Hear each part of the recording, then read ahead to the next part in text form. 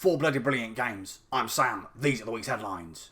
We begin with Ubisoft news, as the publisher has delayed Skull and Bones for a fifth time, cancelled 3 unannounced projects, revealed its surprise at Sparks of Hope's underperformance, and had its CEO Yves Guillemot put pressure on staff to reverse the company's fortunes. We'll start with Ubisoft's Skull and Bones delay and unannounced games canning. The company revealed in its latest financial update that it cancelled 3 unannounced projects, which join the already announced cancellations of Ghost Recon Frontline, Splinter Cell VR, and 2 more unannounced titles which were confirmed to be canned in July of last year. It has also, yet again, delayed Skull and Bones. The pirate game was revealed at E3 2017 and scheduled for release in 2018. Ubisoft then showed the title at E3 2018 and stated that a beta for the game would take place that year. Of course, that didn't happen, and after a few more delays in July of 2020, VGC reported that the whole game had been rebooted to make it a live service. The company cites, quote, "major challenges as the industry continues to shift towards mega brands and long-lasting titles that can reach players across the globe." The publisher now says that the title will release between 2023 and 2024, nice and precise then, and claims that the game will have a beta phase.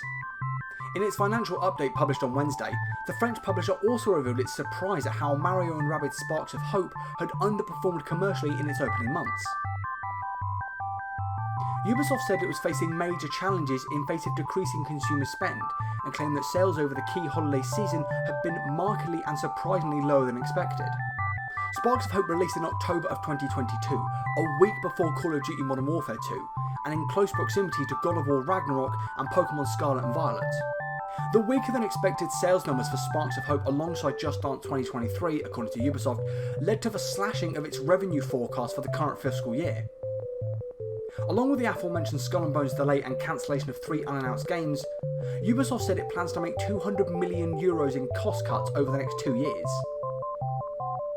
Stating this will be done through targeted restructuring, diverting some non-core assets, and quote, usual natural attrition.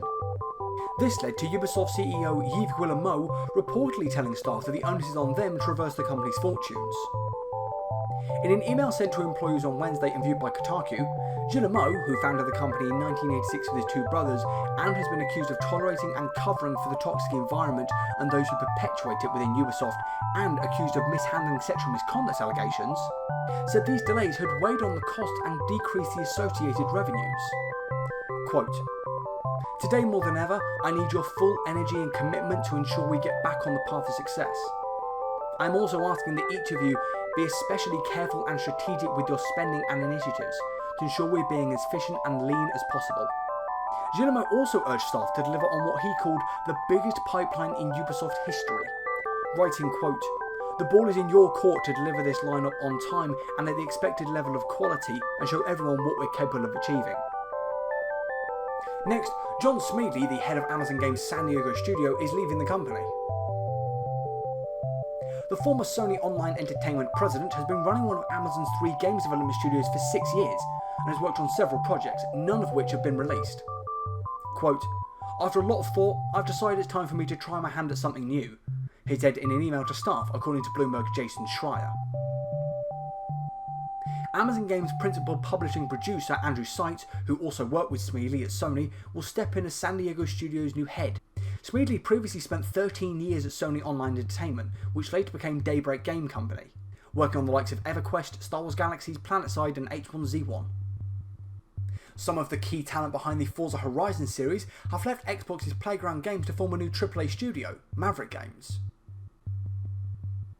The Leamington Spa-based outfit's founding team is led by former Forza Horizon creative director Mike Brown, who's serving as its creative director and studio head.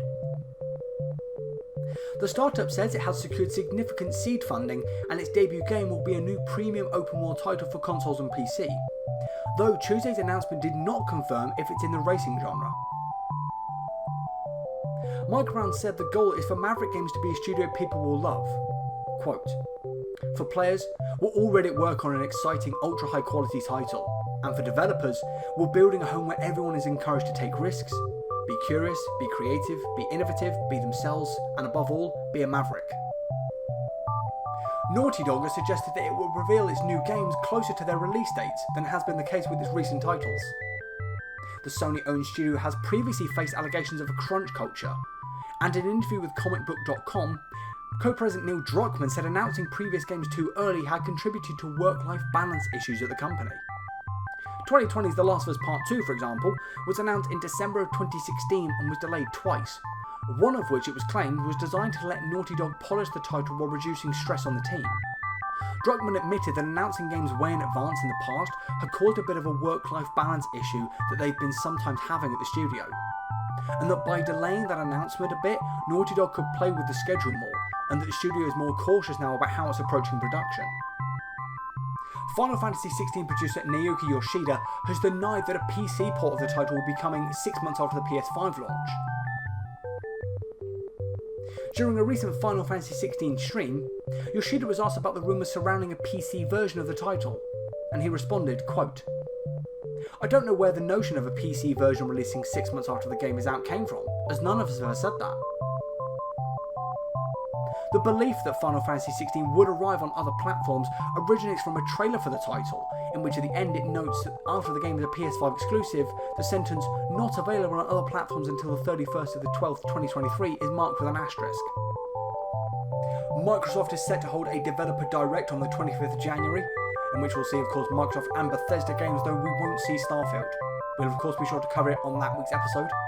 Before we go, a quick roundup of the notable releases from the past week. The 11th saw the release of Children of SILENTOWN for all major platforms. At the time of talking, only the PC and PS5 versions have had reviews published, with the PC port from 7 reviews scoring an average 78%, while the PS5 version from 4 outlets also scored 78%. The 12th saw Breaker's Collection also released for all major platforms. Only the PS5 release has been reviewed at the time of publication, with 8 reviews scoring the game an average 71%.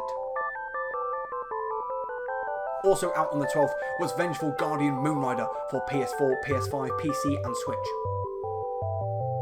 The PC version from 16 outlets scored an average 80%. The PS5 port from 11 reviews scored an average 76%. And the Switch edition from 6 publications scored an average 79%. Rounding out the 12th was the release of Lone Ruined for PC and Switch.